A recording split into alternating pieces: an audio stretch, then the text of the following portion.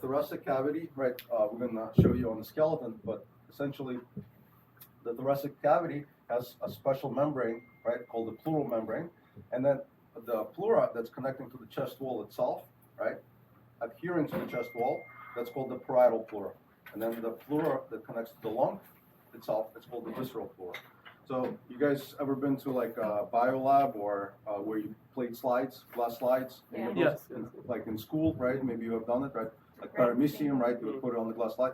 So have you ever done where you put water and then you put two glass Yes. slides together? Sticks. And sticks, right? It doesn't pull apart, right?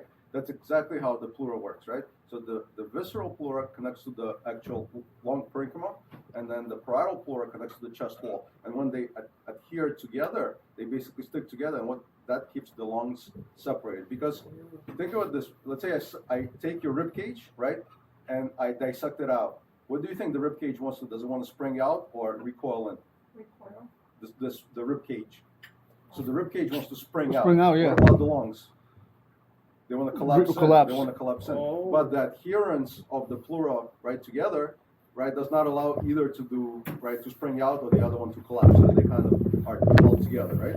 And we breathe through negative pressure, right? We take a breath in, and why the breath goes in? Because the pressure in our lungs drops, right? The diaphragm goes down, the rib cage expands like a bucket handle movement, and so from the atmosphere, the pressure goes from high to low pressure.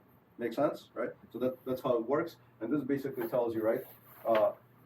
You have these structures, the foldings, and this is the parietal and the visceral pleura. I'll show you in the other diagram as well. The right lung has 3 lobes, the left lung has 2 lobes. Usually when we main stem, let's say we took an endotracheal tube, we push it too far down, which lung do you think you're going to go to? Right lung. The right lung, right? This is just so that you remember this. Then we have this other one, the mediastinum, right? So the mediastinum is essentially everything that's in the center of the chest, right? So the following structures are found in the mediastinum, specifically the thoracic cavity. So all the heart, the great vessels like your aorta, the vena cava, right? The trachea, phrenic and cardiac nerves, the esophagus, right? And the thoracic duct. Anyone knows what this does? So lymphatic Yeah, drainage. excellent. Lymphatic drainage, right? So it drains the lymphatic fluid, right? So all of these are found in the center.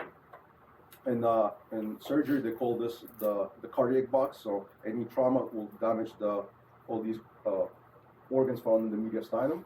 And then the trachea, right, subdivides into the bronchi all the way to the alveoli where the actual gas exchange occurs, right? And any damage to this structure, right, you may have air leakage causing subcutaneous emphysema, right? So showing you the picture here, right? So you see, right, your ribs, you see the lungs, and they adhere here, right, to the visceral and the parietal pleura, to the wall. Here you see, right, the trachea and how subdivides to each lung. Here it would be the mediastinum, right? Here is your diaphragm. One very important thing, and I want you to pay attention to this, right? Can you see if you focus on this mannequin, right? You see the clavicle is not all the way where it's supposed to be anatomically. So if you look, the students who are practicing on it, when they're placing the needles, you'll see a lot of marks right here, right? Almost at the center. And they would say, well, it kind of looks like it's midclavicular, right? Based on this model, right? Or based on this mannequin. But if you look, right, your clavicle extends all the way to your shoulder, right? So when we say midclavicular line, second in the constant space, so mid-clavicle is not here, right? Mid-clavicle is here, makes sense? And then you're going to go down, right? And it's more lateral, right? You follow what I'm saying? Is if you look at your chest or thoracic cage, we're not putting a needle right here. We're moving it out. And why do you think that's important? Because of The mediastinal structures, right? We just talked about the great vessels, the heart, right? You don't want to puncture those with a needle, right? So that's very important. So here you saw that, right? And this is what I was talking about. There's a pressure difference in your lungs, right? Specifically, the pressure that you create when you take a breath. So here they say, right, the positive pulmonary pressure or negative intrapleural pressure during inspiration increases the tendency of air to leak. So what this means is this: if you have a hole in your lung, right? If you have a hole in your lung, either you positive pressure ventilate me, right? Or I take a breath in. Because the pleura has negative pressure inside, the air wants to go through that hole into that space, into that pleural space, if your lung has a hole, right? How can someone have a hole without penetrating injury on the thorax? With the ribs broken. So it could be blunt injury, right? Or it could be a spontaneous pneumothorax, right? Usually happens in tall, skinny individuals, right? Usually could be smokers, right? They could have rupture of a blood, and then air starts to build up. So basically, what I'm saying, the lung itself, it has a hole, and as you take a breath in, by positive pressure ventilate you, the air goes through that hole and now infiltrates through that space. As time goes on, more air builds up, right? So depending on the side, that side is going to be affected. So hopefully that makes sense. And then we're going to go through, right, the different pneumothorax. I'll show you on the board, and then we'll come back to this here, right? Here I drew, right, if you can, John, if you can, yeah, hold it. So if you see the diagram here, just to orient you, right? So the black is the lung parenchyma, the green, right? This is the visceral pleura, this is the parietal pleura. They adhere together, right, to the chest wall. Here you see the heart. Here is the right heart. This is the left heart. And here's the trachea, right? And we're gonna pretend, right, for now, somebody develops a simple pneumothorax, right? Let's say they have a bleb. Usually bleb is like a collection of air, right, here, and it ruptures, right? Let's say this part ruptures, right? And now you have air as they inhale, right? The air is now entering here, right? You see, and it starts to collect in the pleural space. But let's say, right, for some reason, right, maybe of blood coagulation or the lung hole closes, right? And let's say some air got in, so there's an air pocket here, and then it automatically seals, right? Automatically seals. So does he have pneumothorax? Yeah, he has pneumothorax because he has air in the thorax, right? We're gonna call this a simple pneumothorax, right? And do you expect these patients to have hemodynamic problems, significant No, right? Because it sealed off, a little bit of air went in, right? We're not gonna expect significant hemodynamic status. Are you gonna needle decompress somebody like this? No, No. Okay, so what do you think is the treatment for somebody like that? just transport. Oxygen, right? And Oxygen, and you're gonna transfer them to the hospital. Now, here's my other question, and those who I explained this to, do not answer, please. I have the answer already. Right. And the treatment for this patient, right? Even if we take him to the hospital, they're gonna give him high count oxygen, and they're gonna observe him, and they're gonna do a serial X-rays of chest, and they're gonna see if maybe in 6 hours or 12 hours this is resolved. So the treatment for this is giving him oxygen, right? The air that's here is roughly, right? It's about 78% nitrogen from the atmosphere, and roughly speaking, 21% right oxygen. So how does oxygen help me get rid of this air pocket?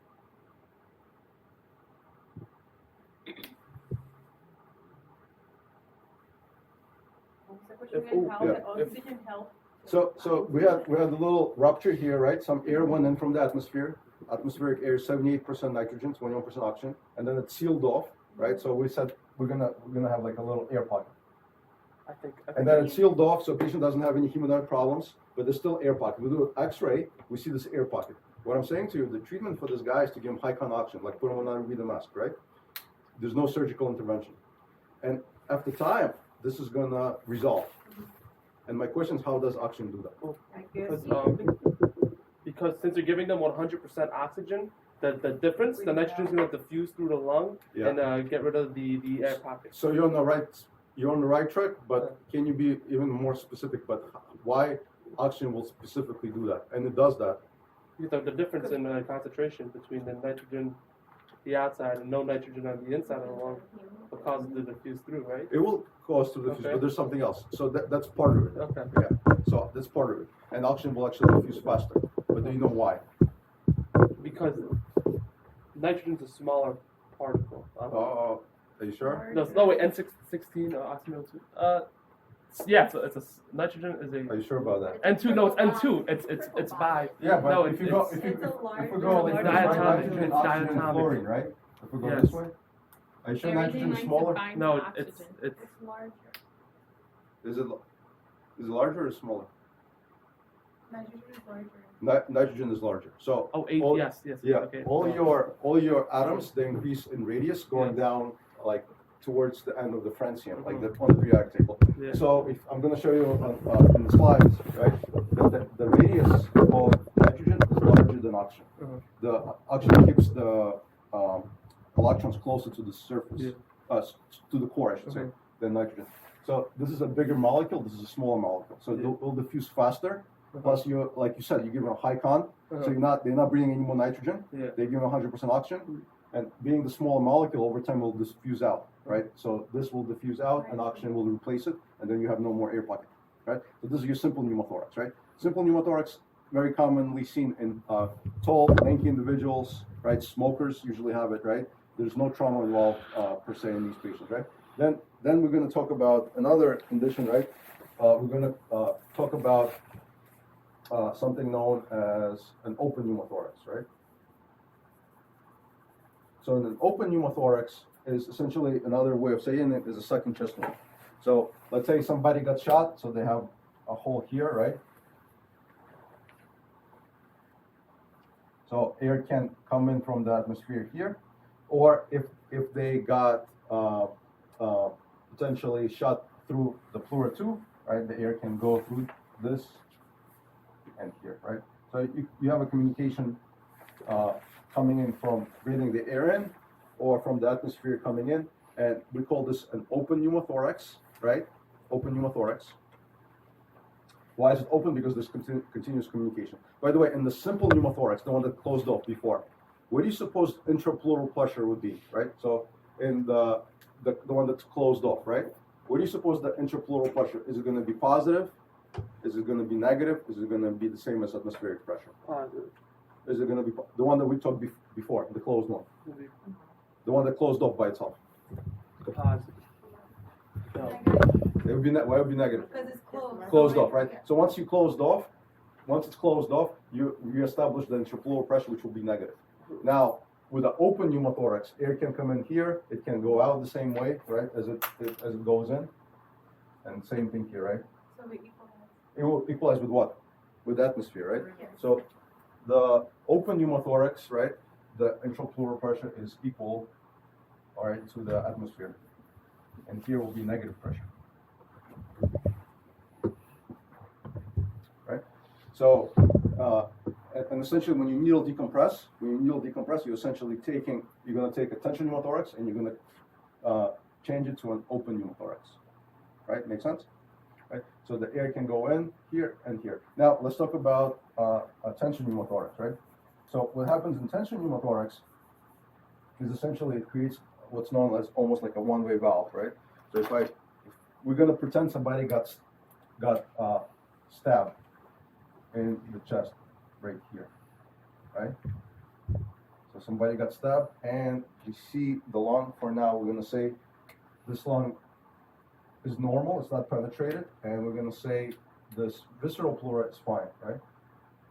But the parietal pleura, the integrity, right, was lost. So now you see, right, the air can go from the outside here. But when I take a breath in, the air goes here. But when I exhale, this flap kind of closes on itself and it doesn't let the air out.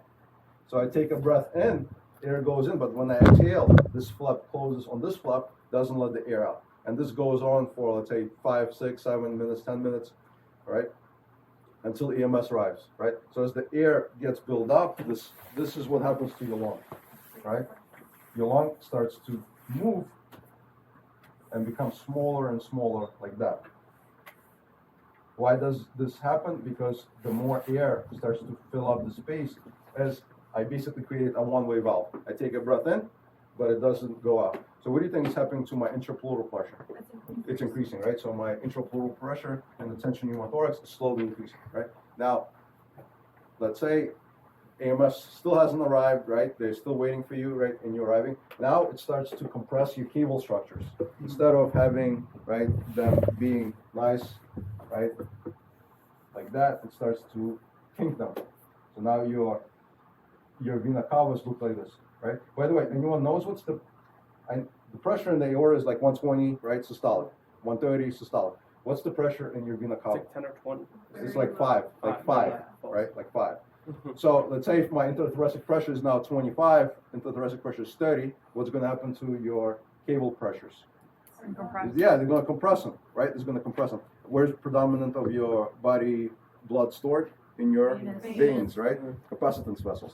So if I have kinking, right, and I have movement, so first what you're going to see, you look at the jugular veins. Can they drain easily into your heart? No. So you're going to see what happens to JVD. the JVD, right? So we see JVD. Oh. Who said, oh? Did you finally figure it out? That's good. I like that. Right? Right? So lung gets smaller, more air's coming in. Every time I take a breath, doesn't let me out. When I exhale, the flap closes. It starts to move on all the mediastinal tissues, right?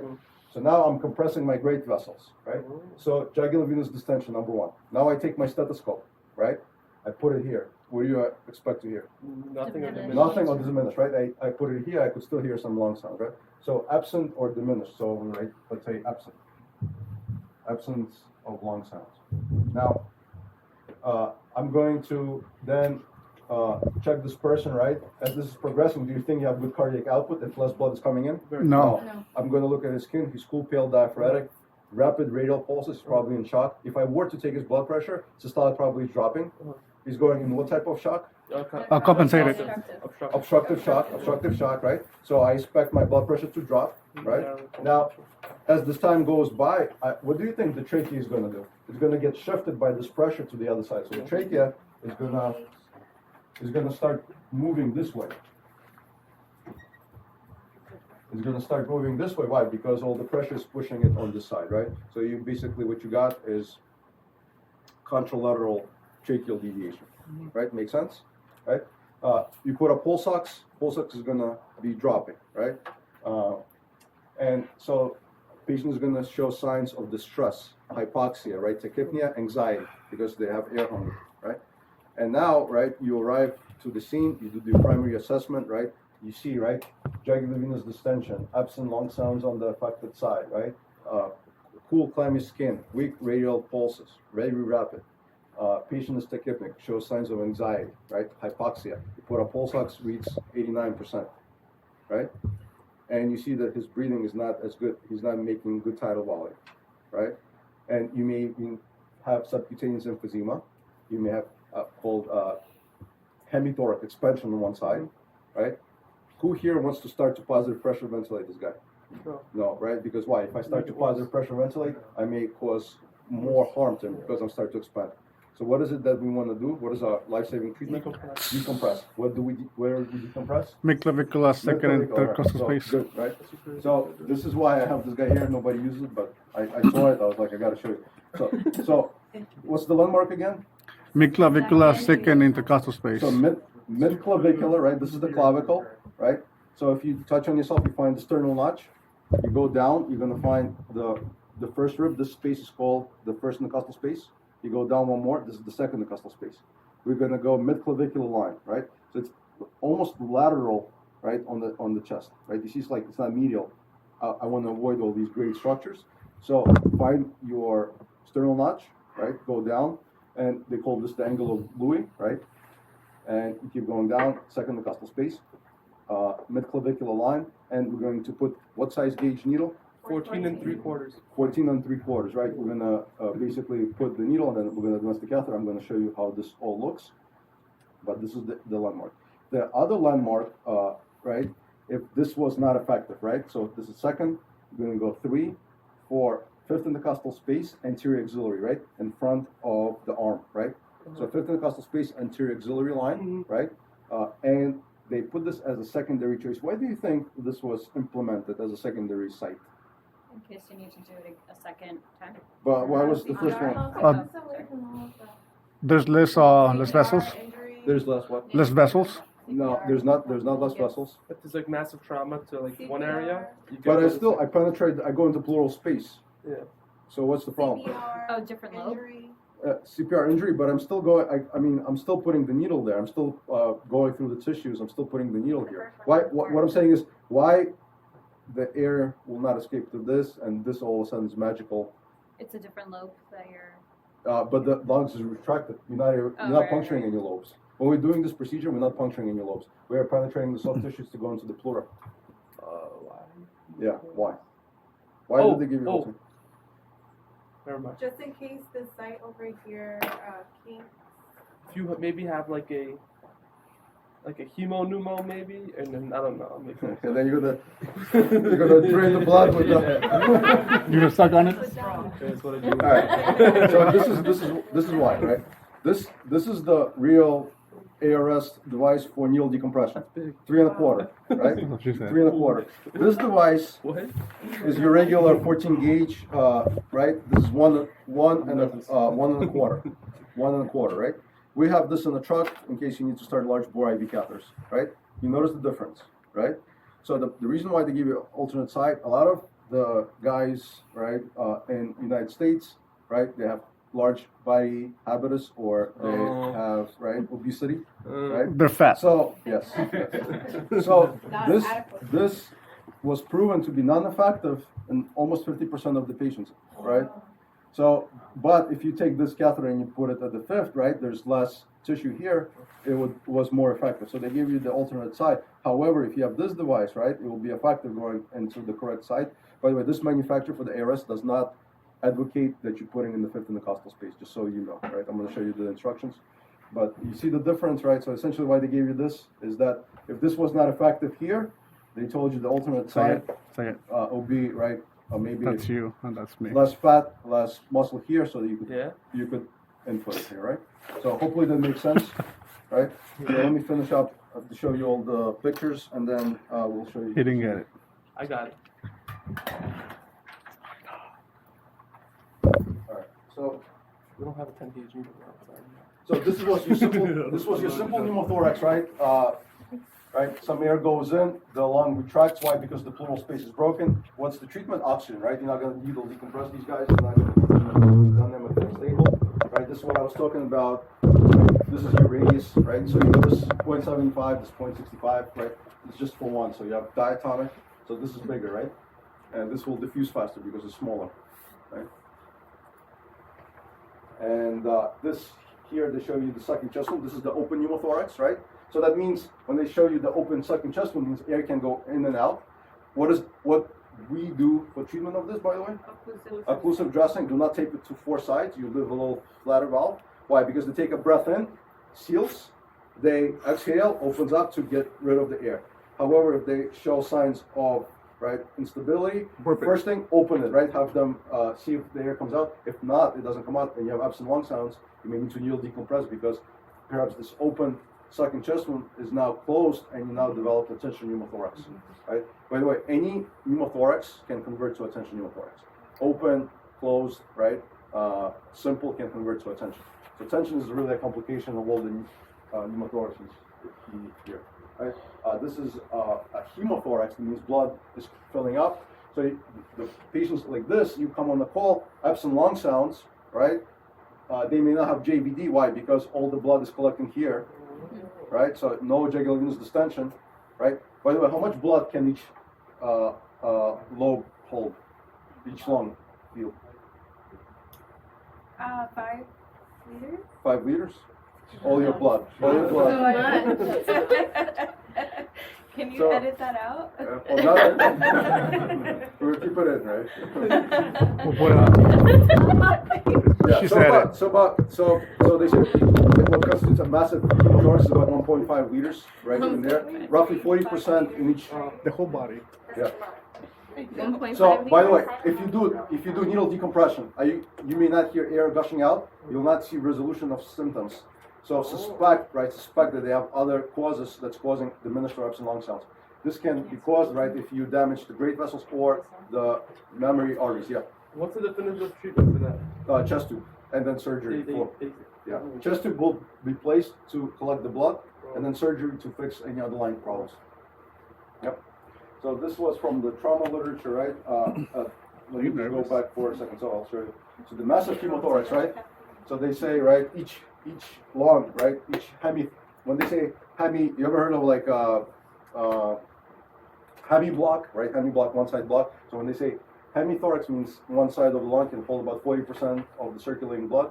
So they say massive hemothorax is when you have 1.5 liters there, and patients like this, right? You're not going to see JVD, right? Why? Because blood is lost, right? You're also going to have the lung cannot expand, so you have all those signs and symptoms of hypoxia, right? And a patient will definitely be showing signs of shock, right? And they have hemorrhage inside the thorax. So this is the hemothorax. Let me just go back to showing you the. This is the one we want to worry about. This is called the tension pneumothorax, right? What is the main problem we're trying to correct with these patients? Obstructive shock. Obstructive shock caused by the mediastinal shift with the air buildup here. You see how everything is being pushed, right? And you have tracheal deviation contralateral. You see how it's moving to the other side? Contralateral to the affected side. This is a late sign, right? This is what they show you. I'm just going to show you. This is a basic. Can you turn off one of the lights in the back? Like just one, the front. Just one of. Yeah, we'll see which one turns off. It's by the. Yeah, you got it. That's good, right? Yeah, that's good, right? You see this like a little silhouette?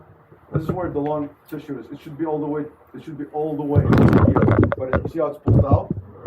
There's some air here. So this is a simple pneumothorax, right? That they have here.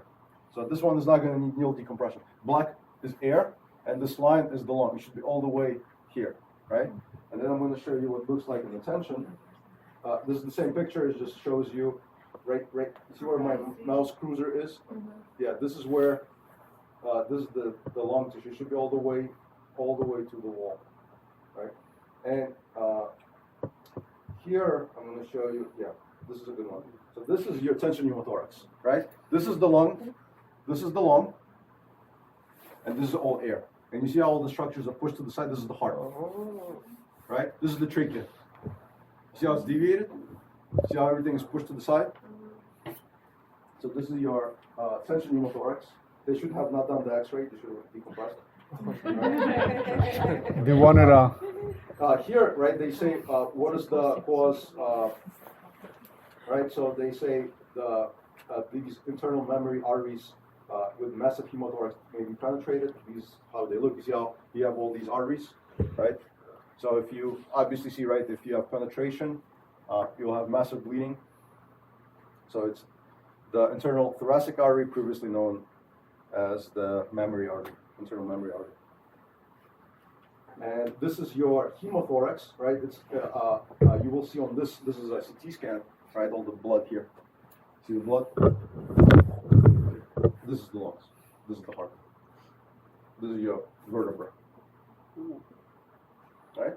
So for the hemothorax, you may not know. You do the lung sounds, epsilon sounds. Are you going to needle decompress? Yeah, right. If you have the indications, but you're not going to get this rush of air, dramatic improvement. Why? Because, right, you can't really drain the blood with a catheter. They need to go to the OR. They need a chest tube placement. So this is your tension pneumothorax, right? This is another tension pneumothorax. What I want to show you, right? You see, the heart shouldn't be pushed to the side, right? And this is all air that's here. And they say, right, you have expansion. So that side that's affected, not only are you going to see epsilon lung sounds, that side is going to bulge, it's going to expand. Expansion of the hemothorax, HEMI, right? One side. You see how it's bigger than the other side? Yeah. Because the air is collecting. So if you inspect, and especially subcutaneous emphysema, if you notice that, right, that's a hallmark sign that there's air, or a pneumothorax or a tension pneumothorax on that side. All right? Can you turn on the lights? Thank you. All right, so iatrogenic causes, right? Something iatrogenic, and you want to know what that means? Yes. Oh, no, I don't. Oh, it means that it's like caused by medical. Yeah, it's it's inadvertent cause, meaning you didn't intend to do it, right? Yeah. So there's inadvertent cause. So there's a lot of procedures we do on the EMS level that can cause pneumothorax and then tension pneumothorax. Can anyone tell me what we do that we don't do it to cause pneumothorax? We do it to save somebody's life, and then inadvertently it causes CPAP. CPAP does what? It increases intra-abdominal pressure. Into thoracic pressure. Thoracic, that's what I meant Yeah. to say. But overall, how would you classify CPAP? What is it, like, broader term? Positive pressure. Positive pressure. So BVM the same, right? Yeah. BVM, Yeah. CPAP. What else? what about intubation? Intubation, not so much. Not so much. There's something else much more common that we do that has high chance of causing pneumothorax. Compressions, chest compressions, right? You break a rib, right? They puncture the lung, then the EMTs there, their heart rate is through the roof because they're in cardiac arrest. They're bagging like there's no tomorrow, right? So now there's a hole in the lung, secondary to CPR, positive pressure ventilation, so two together, and then the EMT who's squeezing the bag with all his might. And you're not doing the proper jaw lift, right, with triple airway maneuver, so all the air is now going into that space. So you may have a patient who post-cardiac arrest may show signs of pneumothorax, right? So We made him worse. right? So it means inadvertent cause, right? You didn't intend to do it, right? So these are some of the causes. So positive pressure ventilation, also mechanical ventilation. You very often see this in the nursing home patients. You go there, they're on the ventilator, right? They have a trach. Check, look at their chest, right? Sometimes what happens is they're on this vent the entire day, right? They may have rupture or of the pleura or the blood.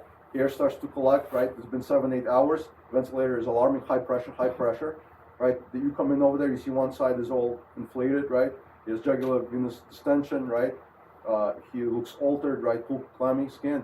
So he may already have tension pneumothorax. The first thing I'll do is disconnect the vent and see if the air gushes out, right? And if that doesn't correct the problem, you may need to needle decompress, right? So this CPR, as I said, right? The other one is if you put occlusive dressing to 4 sides, you tape all sides. There's no way to vent, right? So if you had a occlusive dressing, even if you tape it to 3 sides, open one corner in case patient shows decompensation, have them vent.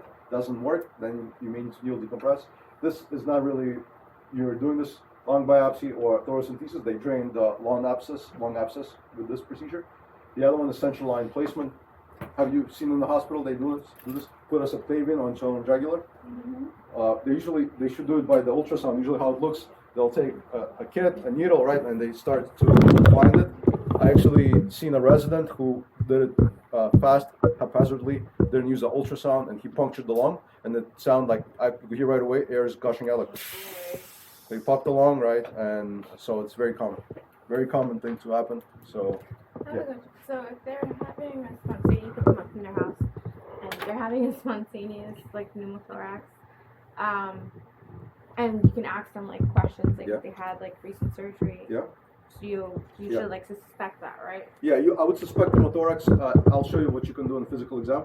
But again, unless they show you signs of instability, shock, right, absent lung sounds, right, and all those things that go with tension, right, we're not going to intervene. So for simple pneumothorax, our steps is going to be basically give them non-repeater mask, and you're going to do a further assessment to evaluate. If they don't show hemodynamic instability, you're not going to needle decompress those patients, right?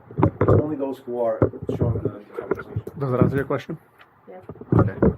So right, these are all signs, right, of tension pneumothorax, right? Chest pain, air hunger, tachypnea, respiratory distress, tachycardia, hypotension. This usually you will see. This is a very light sign, tracheal deviation, right? Unilateral absence of the breath sounds, right? Elevated hemothorax. So when they say this is not hemo, this is not blood. Hemi means one side. Hemo means blood, right? Yeah. Test question. What's the sign of shock that most providers miss? What is the what? What's one sign of shock that most tachycardia? I got it wrong. Oh my god. So then take a picture of this, you'll remember, right? You'll remember, right? So elevated hemothorax, as I said, right? Neck vein distension, JVD. Cyanosis late time, right? This and this is late time. Right? And the neck vein distension may not occur if they lost blood elsewhere, right? It's just something to keep in mind. I have a question. Yeah. Would would that also have the absence of JVD? Could that also happen if the patient's not necessarily having a hemolymph, but Other bleeding causes, out? yeah, of course. Let's say he got shot, right, in the chest and somewhere else, right? Yeah, he may be bleeding elsewhere. That's losing blood. You may not see JVD. So JVD may not be present, but you may have absent lung sounds on the affected side, hypotension, and the other signs to go along with it. And yeah, you will still needle decompress if no air goes out, right? And you use the appropriate length, right, catheter, right, and nothing came out, right? You could try the alternate side, but you probably have something else. I'll tell you this: if you put this needle in, nothing came out, and then you did the alternate side, and no air came out, no resolution. Think of other causes. Think of other causes. It's probably pneumothorax or something else is causing it. Right? Because you saw the X-rays, how much air. If I put the needle, something should come out, right? So we talked about, right, the air here will decrease the chest wall, the ability of lung to expand, chest wall excursion, right? Secondary to free air or bleeding in the lungs, right? This here says you may not always have. So the question was, right, neck vein distension, right? You may not always have them, right? Usually they're present if you have tension pneumothorax, if you have air embolus, if you have tamponade, cardiac tamponade, but they may be absent if you have hypovolemia, right? If you have hypovolemia, right, they may not be present there. And then, so what you want to do, this is very, very important. When you auscultate lung sounds, go at the axilla, right? So when we tell you the primary assessment, left and right, right? So we check for the lung sounds, right? And again, absent of lung sounds may mean there's blood, right? So here you see presence of this means blood, right? It means blood or air, right? This is something else. The reason why I was talking about the trachea, when you place your tube in, I was telling you in the sim lab, roughly at the lips, right? You want to be about 3 times the diameter of the tube, right? So they say, because if you put it too deep, which side you're going to go to? Right main stem, right? So if you auscultate, right? Let's say I put my tube in too deep and I auscultate left and right, I'm not going to hear lung sounds on which side? Left side, right? So that means I've got a needle decompress, right? No. No. You gotta pull the tube out. Yeah, so make sure you know this, right? When you're putting the tube in, look how deep you inserting. So they say for the male it's about 23 centimeters, for the female it's 21, roughly 3 times the diameter. So when you're putting in, if you saw you buried all the way, right? The adapter is at the lips, right? Do not needle decompress, right? I would check the depth, right? I would deflate the cuff, pull it back, right? And then see if you get resolution. Can you get tension pneumothorax after you intubate it and you start to ventilate? Yeah, you can. If you have a trauma patient, right? If they had the broken lung, secondary to they have broken ribs and then they have a punctured lung and you positive pressure. But before you needle decompress, confirm, right? The tube was in the right place. At the lips, it's a correct marker, right? Sometimes they tell you, right, you could try to pass a suction just to confirm, right? But this is basically just to inform you that. In terms of tracheal deviation, you always want to palpate it because it's not often you see it clear cut. So you always want to palpate. It's a late sign, but you always want to palpate, right? If it's deviated, you're going to feel it. So run your fingers on the trachea, right? So when you're doing your assessment. And then here they basically tell you, right? You may have crapulous tenderness on if you have broken ribs, right? But the important point there, if the trachea is midline, you're going to feel it. Just touch it, right? Get used to. I've seen a bunch of you doing your trauma assessment. I'm gonna stabilize C-spine. I palpate the abdomen and 4 quadrants. That's how it is in real life. I already auscultated and trachea is midline. Come on, man. That's not. Why do you think I walk around the room? Right? And here, right? This is very good, right? I wanted to. On auscultation, sometimes you may not be able to hear, so they say auscultation alone, you can detect only 50%, but when you have subcutaneous emphysema, it's very specific, about 98%. So they may be on the verge pneumothorax. Subcutaneous emphysema is air under the skin, right? How does this occur? If there is a puncture to the lung, the air will escape into the mediastinum. So anybody who has air, or like one-sided is expanding and has air, chances are they have pneumothorax. It's just for you to determine is it tension pneumothorax, right? If they have hemodynamic collapse, tension, right, is there. Yeah. Would it be a late sign or early sign? The subcutaneous, no, you will have it here, right? It's not a late sign, it's early sign. You will see it in the coming through the mediastinum. And then if you listen with your stethoscope, sometimes you could hear on the systole, you hear like a clicking sound on the heart that they call the Humming sign. And then all this air, if you touch it, you feel like the air's in the mediastinum, right? The subcutaneous, like Rice Krispies. They call it the Mecklin sign, So Hammond sign, Mecklin sign with air in your mediastinal area. So we talked about, right, hemothorax 40%, right? Nick, Yeah. now when you decompress someone, they'll feel it. And If they'll they're- immediately feel relief, right? Yes, yes. Is it possible that you do it and they don't feel anything, or that you don't realize that it worked? No, you should see. First of all, you're going to hear air escaping because the air is under pressure. So if you do it correctly, you Yeah, hear it. yeah. What I'm telling you, like the patients I had a patient in a nursing facility with a ventilator who had one-sided inflated. The moment you put it in, the air will start to escape under high pressure, and you will see almost like very dramatic resolution. Being if your assessment was correct. Now, if you're in the setting of a trauma and they have a pneumothorax and a lot of their chest is filled with blood, and you put the needle, it doesn't resolve, and then you use the alternate side, the fifth intercostal, you do it again, doesn't resolve. That would be my next question. Yeah. Can you pop it more than once? Yeah, you can. And if by the second time, if it doesn't resolve, think about the causes. Then it's not tension pneumothorax. If you did it, yeah. Sorry, we're done. What was the question? Chemo and a tension chemo at the same time. Can you have a hemo and a tension pneumo? Yes, you can. At the same Yeah, time. you could. Yeah. And then so what? You just So you would do the needle, right? Decompress, right? But they may not have significant improvement because if you have a lot of blood collecting there, right, it's still impeding the lung from expanding, and patient is going to show signs of shock because they need surgical intervention to correct the bleeding, and they need a chest tube to drain it to re-expand the so lung. that's one example where Yeah. it wouldn't be immediate. All right. So this is basically tension pneumothorax. We're going to diagnose it clinically, right? Before you do any X-rays. Well, you're not going to do any X-rays anyway, right? So the hallmarks here would be JVD, right? Hypotension, hypoperfusion, right? Absent or diminished lung sounds on the affected side. Tracheal deviations to the contralateral side, right? Some of these may be absent, right, in the setting of hypovolemia, especially the jugular venous distension, right? If the patient needs positive pressure ventilation, right, do the needle decompression before you do positive pressure ventilation. So in this book, they say to be performed fourth intercostal space, right? We're going to utilize the second intercostal space.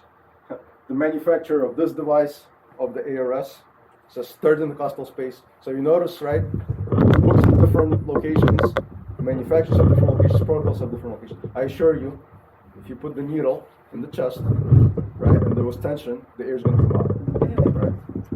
So if you hopefully you put it in the second, but if you made a mistake, you put it in the third. If your diagnosis was correct, the air is still going to come out. Is that a big deal? It's not. Hopefully you find the right landmarks. Yeah. Hopefully you find the right landmarks, right?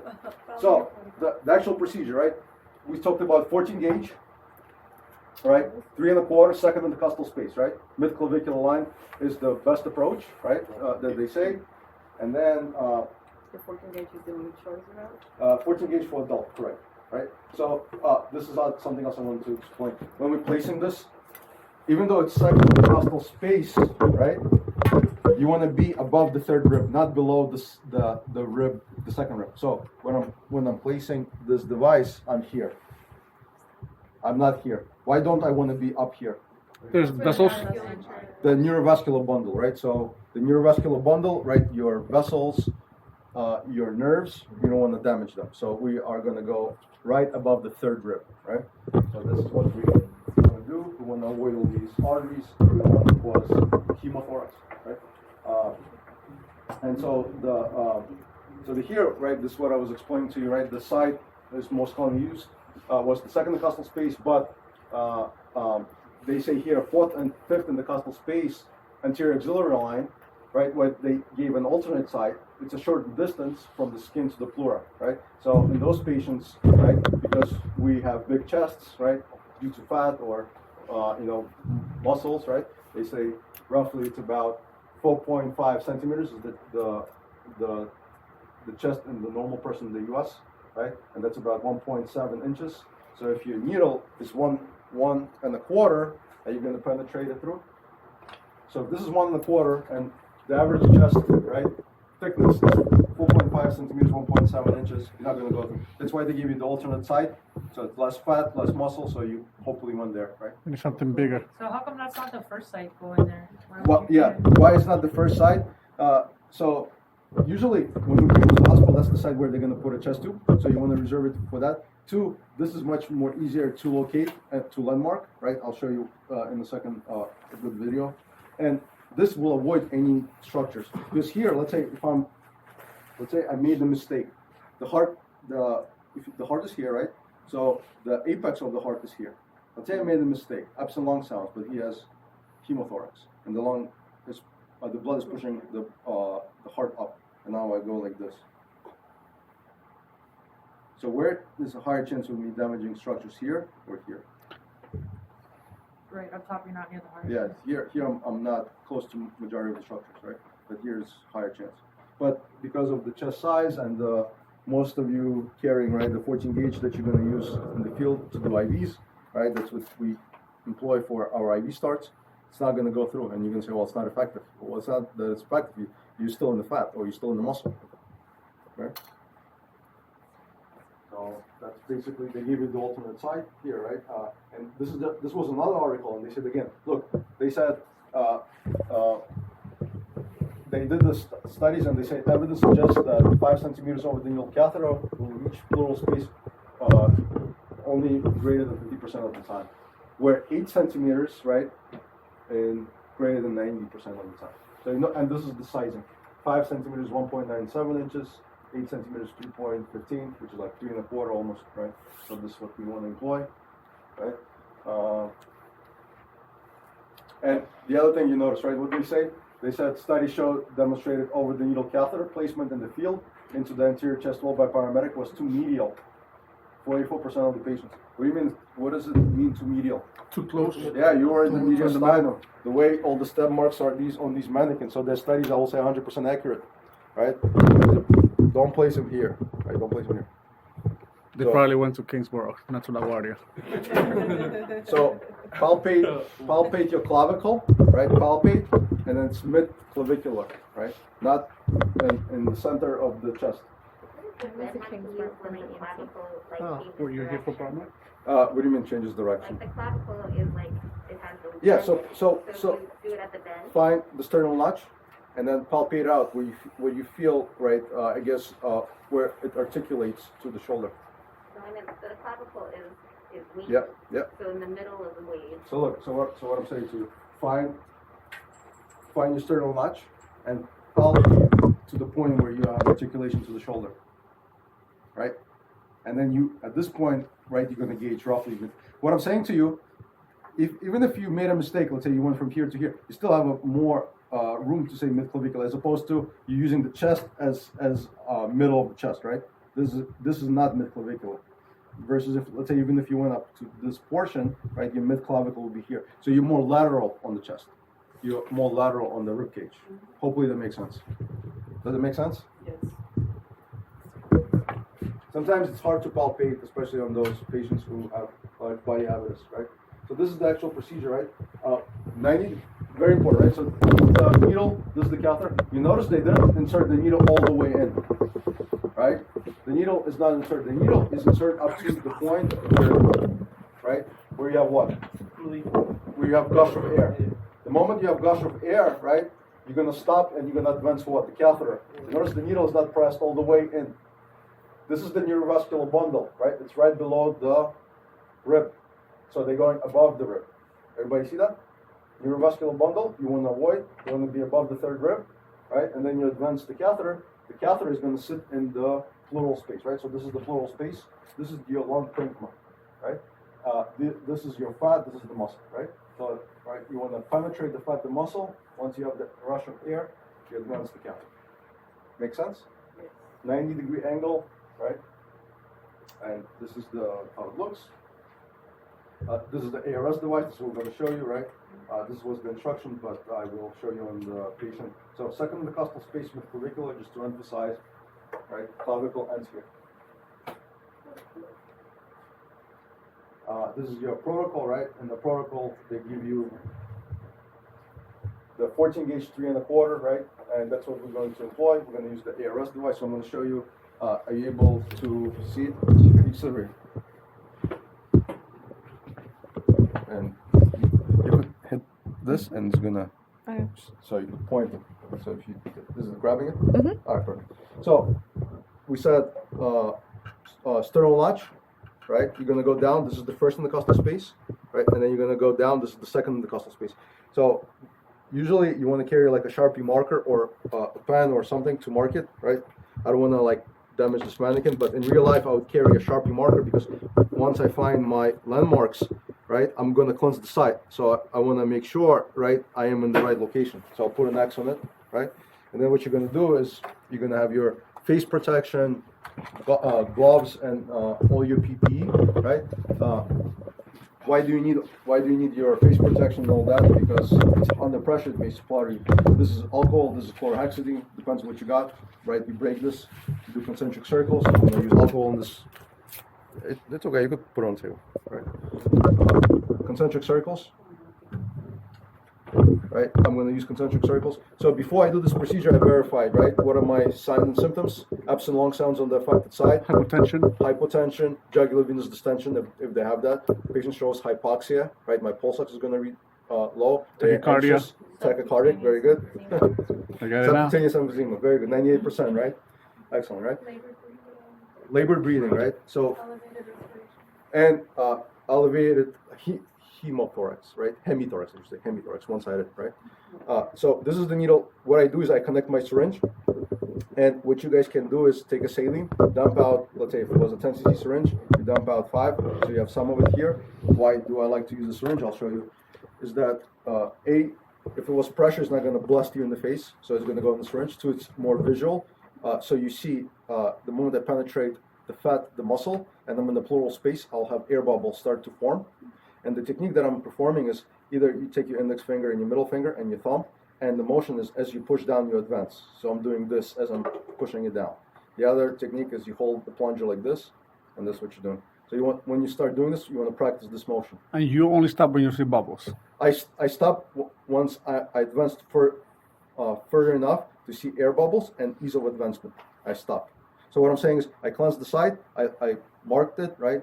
I'm going to keep the skin taut, and first thing I do is I don't start to push, I just push into the skin so that it's a 90 degree and I'm there. Like I'm not pushing, I'm just anchoring that it's in. So when it's at this position, my motion is push down and advance the plunger. All right, I feel ease of advancement and air bubbles. I stop. You see how my needle is not all the way in the thorax. I will disconnect my syringe, make sure your face is not over it like that. And you should have your face protection. I'm going to vent it. If your diagnosis was correct, you will definitely see air bubbles and the air will escape. Like, let it air vent. Make sure you keep the needle like this because I don't want it kinking, right? And I want the air to escape. You keep it until you hear it's escaping. Once the air escapes, what you're going to do is you're going to take your catheter and you're going to advance it all the way with the hub to the skin. This is going to go in a sharps container, but don't throw this out. We don't have that many ARS devices. But in real life, this goes in the sharps container. This stays here, right? Now I converted a tension pneumothorax to a open pneumothorax, right? So now what's that, the pressure here? Same as the atmospheric pressure, lower or higher? Equal to the atmospheric pressure, right?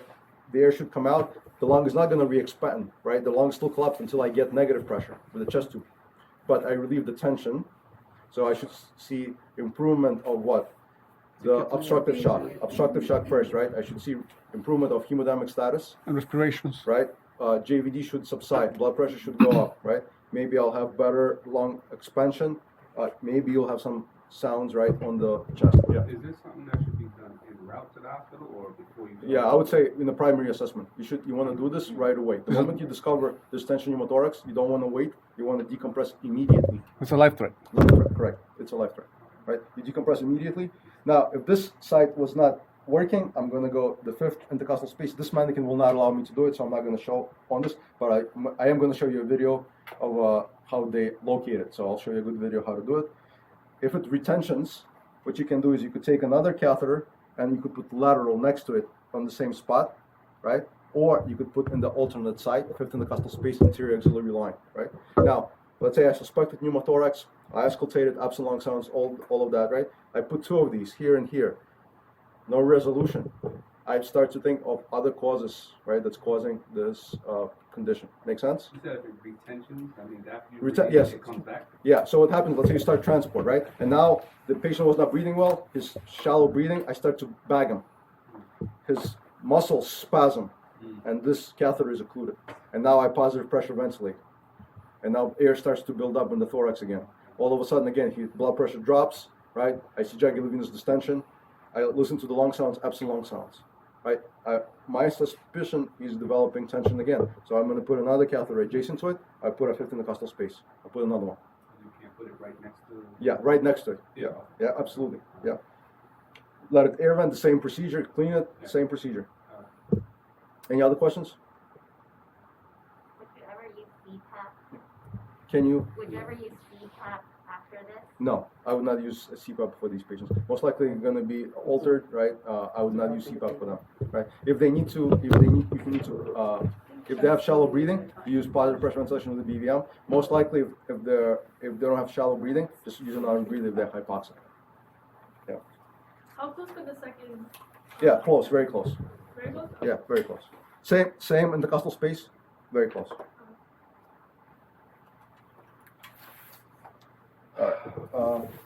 Wait, and you just leave it like that? Do you secure it? I leave it just like this. I don't secure it. Why? Because if you understand what we're doing.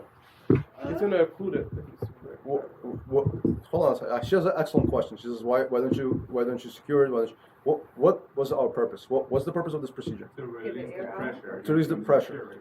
My purpose of this was to take a closed tension pneumothorax, a one-way valve, to turn it into a two-way valve, into an open pneumothorax. That's why I don't close it.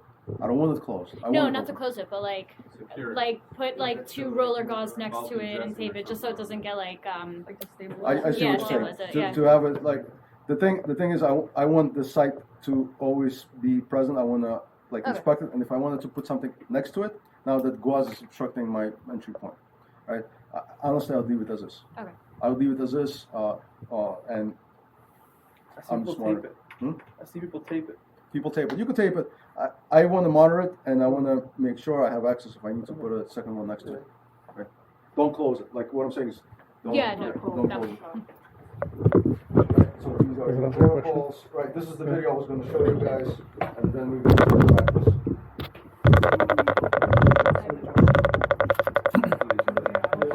We're paramedics. We never go home. Thoracic muscles should be identified as it intersects with the anterior axillary line. The posterior axillary line is along the posterior axillary fold and typically is just anterior to where the patient's body meets the stretcher. The insertion site of the tube is typically between the 4th and 5th rib at the mid-axillary line. It's the alternate side. If the tube is placed too far anterior, the long thoracic nerve may be injured. Conversely, if the tube is placed too far posterior, the thoracodorsal nerve could be injured. Identification of the appropriate landmarks is the first step for insertion. The insertion site is best marked with a sterile pen, as the sterile drapery procedure will cover landmarks during the actual insertion of the tube. In the male, typically the nipple is found between the 4th and 5th rib, and moving lateral will approximate the 4th or 5th interspace. In the female with pendulous breasts, the nipple is displaced downward, and therefore the xiphoid process should be used as a landmark. Look how it's going to curve. If the curvature of the ribs is followed around the chest wall from the level of the xiphoid, this action typically approximates the 5th interspace. So The first rib joins the sternum just below the clavicle. Female with So what he's saying, right? You're going to find the xiphoid. You're going to go through the curvature of the ribs. Right? You're going to go like this, and on the male, right? Roughly speaking, it is going to correspond to the level of the nipple, and you're going to palpate a 4th and 5th intercostal space. And if you wanted to make sure, if you say this is the spot, you mark it, and then what you can do, then you can verify, making your way from the top, right? You say 2nd, 3rd, and then you're going to make your way down to verify, right? But I can assure you, right? If there was a tension pneumothorax, you put a needle in the chest, in the pleural space, the air is going to come out, even if you were in the 4th or in the 5th. Yeah, you had a question? No, I'm just finding the spot. I'm just going to play it because I pendulous like how breast. they show the landmark. The nipple is displaced downward, and therefore the xiphoid process should be used as a landmark. If the curvature of the ribs is followed around the chest wall from the level of the xiphoid, this action typically approximates the 5th interspace. The first rib joins the sternum just below the clavicle. Counting down the ribs from the first rib will help to confirm the appropriate rib space. Then counting out from the 5th interspace will determine the tube entry site. This is the sternal notch. To facilitate optimal seal of the tube, the incisions. I'm not going to show you the whole procedure. This is a video for insertion of the chest tube, right? This is what they're going to do, right, when they're draining or they're evacuating air, right? So that's what they do. That's all your patients you're going to bring with the needle in the chest. They're going to be placed with a chest tube. If you have somebody in a traumatic arrest, you suspect tension pneumothorax, and they're in cardiac arrest, you can do bilateral decompression. You put 2 needles in the chest to make sure, right, there was no pneumothorax when you're working up an arrest. By the way, pneumothorax is one of H's and T's. You're going to learn ACLS, H's and T's, right? T is tension pneumothorax, right? So we want to be cognizant about that. Any questions, right? So we're going to put this second intercostal space, right? You can use the ARS devices, and you could try the fifth intercostal, but I don't think these mannequins will facilitate entry. But you could try it, right? And then you could obviously palpate on each other if you want to, right? The second intercostal space, midclavicular line on yourself, right? If you want to find it. You guys have any questions? No questions?